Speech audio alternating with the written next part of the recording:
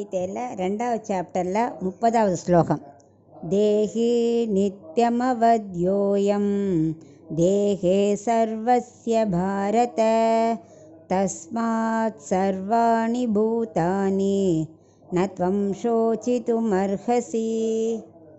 இப்போ இதுக்குள்ள அர்த்தத்தை பார்க்கலாம். அர்ஜுனனுக்கு டவுட்டு. என்ன டவுட்னா, இப்போது ஆத்மா அழியாது, எல்லாம் சேம் சொல்கிற, ஆனால் உடலில் வேறுபாடு இருக்கே. சில பேருக்கு இன்ப துன்பம், பணக்கார ஏழை, சுக துக்கம், எத்தனை கருப்பு சிவப்பு, கேர்ள் பாய், இப்படி எத்தனையோ வேறுபாடு இருக்கே. ஆத்மா ஏன் வேறுபடுறதில்ல அப்படின்னு அவனுக்கு ஒரே சந்தேகம். உருவ வேற்றுமை வித்தியாசம் இருக்கா மாதிரி ஆத்மாலே வித்தியாசம் இருக்குமோ அப்படின்னு அவன் கேட்குறான்.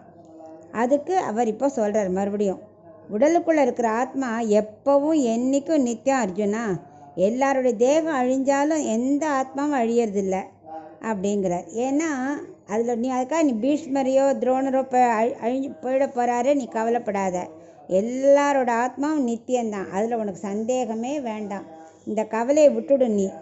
நீ இவரை மட்டும் நினச்சிட்டு இருக்காத, எல்லா ஜீவராசிகளை பற்றியும் நீ திங்க் பண்ணும். எல்லாருக்கும் ஒரே ஆத்மா தான். ஸோ எந்த உடல் அழிஞ்சாலும் ஆத்மா அழியாது.